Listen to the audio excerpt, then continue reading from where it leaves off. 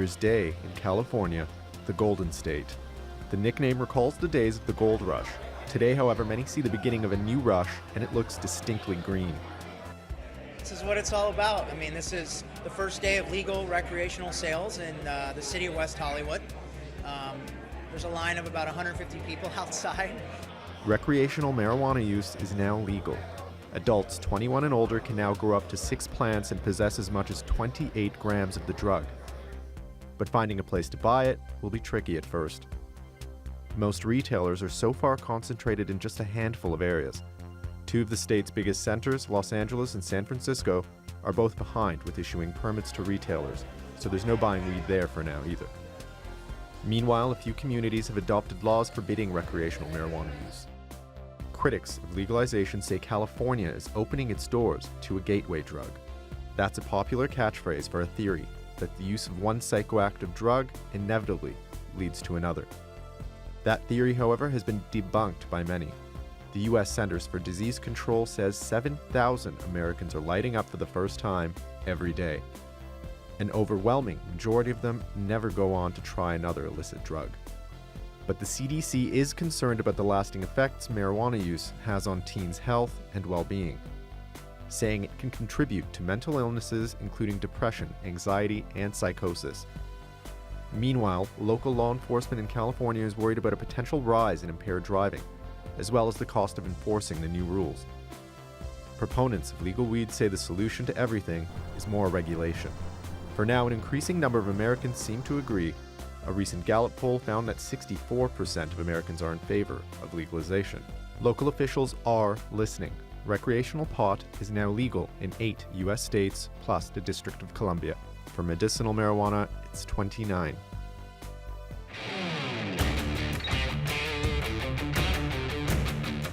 I, as you know, am dubious about marijuana. As states, can pass whatever laws they choose, but I'm not sure we're going to be a better, healthier nation. There's deep disagreement between federal lawmakers and a growing number of U.S. states when it comes to marijuana policy. For decades, Washington has spent billions of dollars in an effort to destroy the global drug trade. America's public enemy number 1 in the United States is drug abuse. The scope of the effort includes marijuana, which the federal government classifies as a controlled substance, like heroin or cocaine. In recent years, an increasing number of countries have begun softening their stance on pot. At least a dozen European countries have decriminalized it. In 2015, Jamaica also decriminalized it. South Africa is reviewing its pot laws.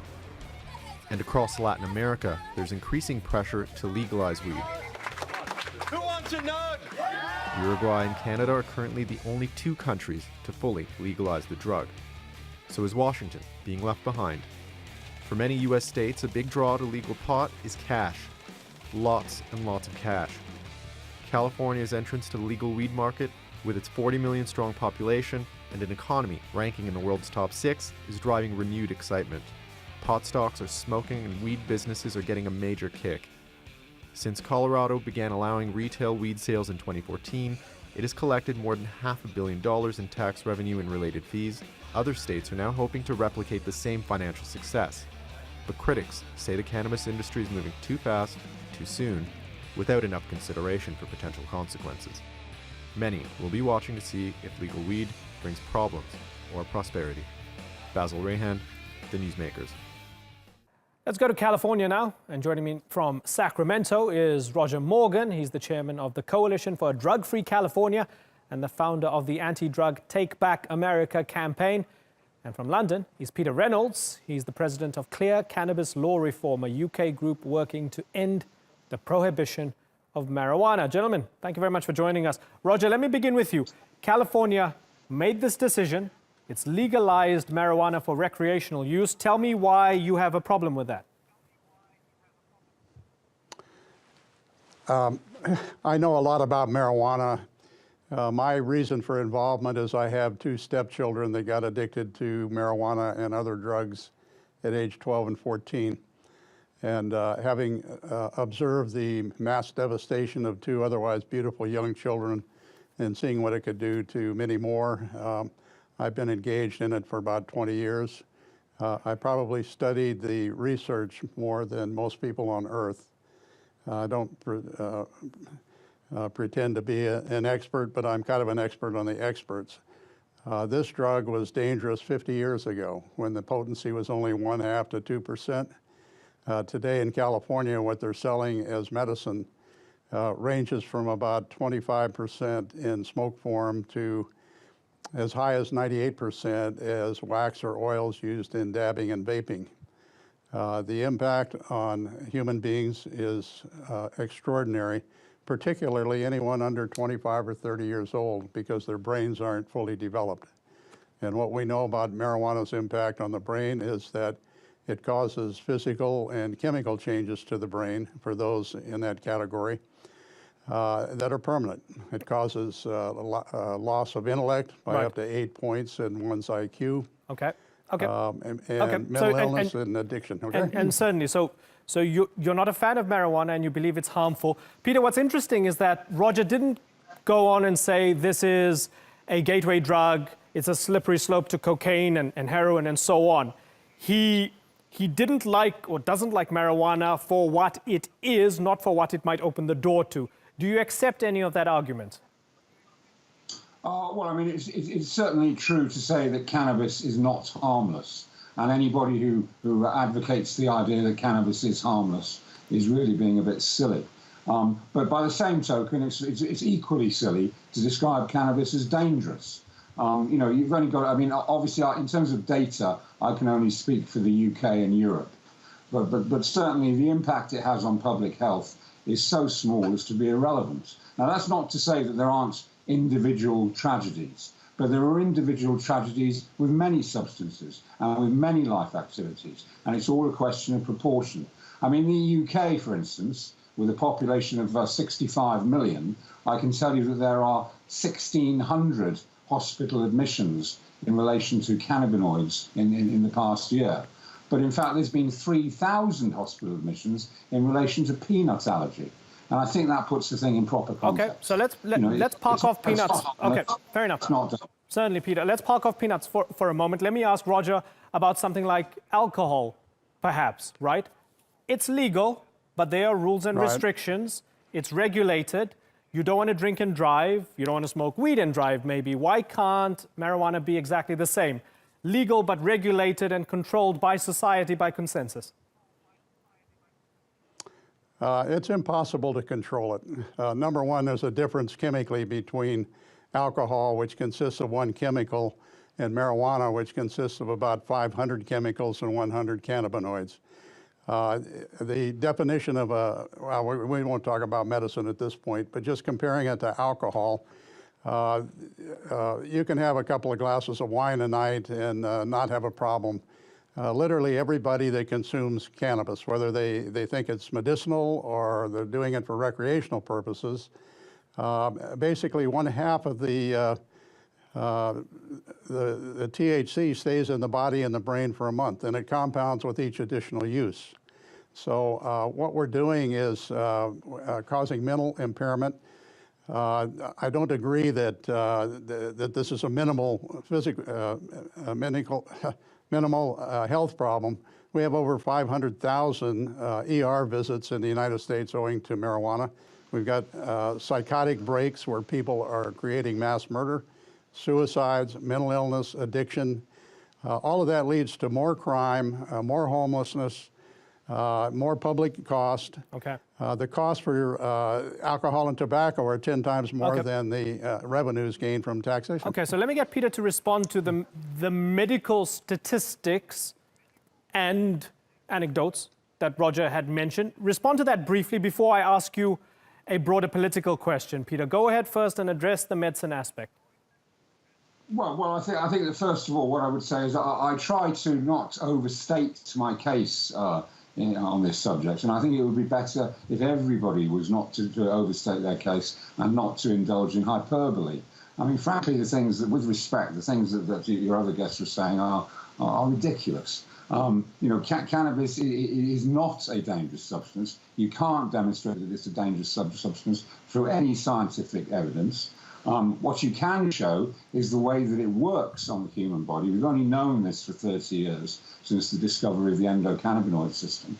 And it's a simple fact, demonstrated through evidence, that for at least 95% of adults, cannabis is not just benign, but it's beneficial when taken in moderation. Okay, and certainly. And a lot of people make that argument when they have chronic pain and so on. Peter, let me ask you about the war on drugs, because I know a lot of what you do is because you believe the war on drugs has been a failure and you believe legalization will be a solution to that. Let me then ask you, okay, maybe the war on drugs has been a failure. As we've seen in the United States, under 3 strikes and you're out, for many people, their third felony, and they tend to be poor black men, their third felony, especially in the 90s and the 2000s, happened to be for possession of weed. They end up serving life in jail and so on. People have died, lots of money has been spent. The war on drugs could be a failure, but Peter, does that necessarily mean that the solution is to legalize drugs? Well, I mean, I think the war on drugs, I mean, failure isn't the word I would choose to use, although it clearly has been a failure because it hasn't achieved its objectives of a drug-free world, which is clearly an impossible, ridiculous idea. But what I would say is that the war on drugs has caused far more harm than drugs ever had or ever could. The harm caused by the war on drugs are social harms. These are the things that lead to social exclusion, they lead to violence, they lead to the entire trade being in the control of criminals, which in turn leads to things, particularly in the UK, leads to things like human trafficking, it leads to street dealing, unregulated, poor quality products where you don't know what you're buying. And certainly the more harmful forms of cannabis become more prevalent, just as in alcohol prohibition. Right. You know, it is a fact that cannabis is more dangerous when it's handled and marketed by criminals than when it's handled and marketed by responsible, regulated organisations. Okay, you're not a fan of prohibition, Roger. I know you gave the example of the stepchildren, right? You clearly care a lot for the future generations. There are people who make that argument when it comes to legalizing marijuana because they say, you know what, if we legalize this, it will bring in billions of dollars in tax revenues. We'll build schools, we'll build hospitals, we'll build roads, and so on. This thing is legal, it's on the table, and it will uplift our society and make life better for our kids because we've got all this money. We've got a cash bonanza as a result of that. When you hear that argument, how do you feel?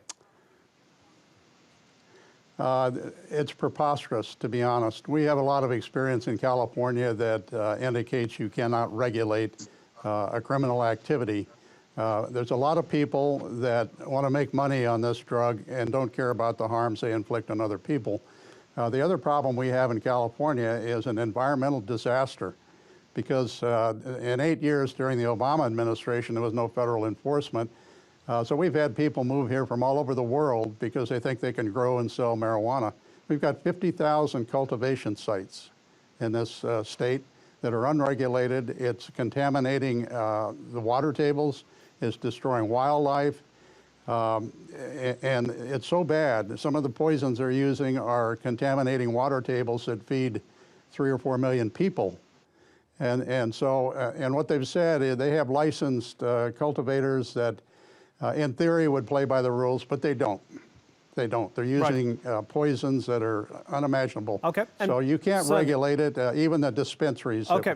And let me ask you how you feel about the fact that the majority of Californians voted for Prop 64 in 2016. 57% of the vote said yes, that's why we are where we are today. And when we talk about recreational use of marijuana, we've got California, Colorado, Washington State, Oregon, Alaska, Nevada. All these people believe that this is the right way to go. Why do you think they're misguided? Because they've been lied to for the last 20 years. The truth about marijuana has been either suppressed or maligned. The person behind all of this, for the most part, is George Soros, billionaire. He is the heart and soul of our problem in California and this nation and the world. And for example, he was worth $7 billion before the Obama administration. He's now worth $27 billion. And what's happened in California and all of these states, people simply don't know the truth about this drug. You think it's a liberal conspiracy? Our government has been, I think the liberal conspiracy is part of it, but I think we have a fragile democratic system where money has the ability to corrupt politicians and people, and that's exactly what's happened. So whether the Trump administration steps up, there's indication even this morning that they're finally going to step up and enforce federal law, and then all of this could change overnight, and it should change. Peter, we can't have certainly a competitive. Certainly. Yeah. Let me go to Peter, Sure. and my apologies for interrupting you because we are running out of time. Peter, let me sort of broaden this out a little bit because I know you two men fundamentally disagree on this issue. Peter, let me add more to it. Beyond weed, let's talk cocaine and other drugs as well. There are people like Harvard professor Jeffrey Myron who believe that all those drugs need to be legalized as well. They point to a country such as Portugal that legalized all drugs, and they say the place hasn't descended into a hellhole and a complete dystopia. Peter, do you support the legalization of all drugs as well? I do. I mean, I think, in fact, it's even more urgent that genuinely dangerous drugs, such as heroin and cocaine, are legalized. But I prefer not to use the word legalized. I prefer to use the word legally regulated. You know, because, I mean, heroin causes massive problems in our society. But it's not so much the heroin, the use of the heroin, it's the addiction to the heroin and the crime that follows from that.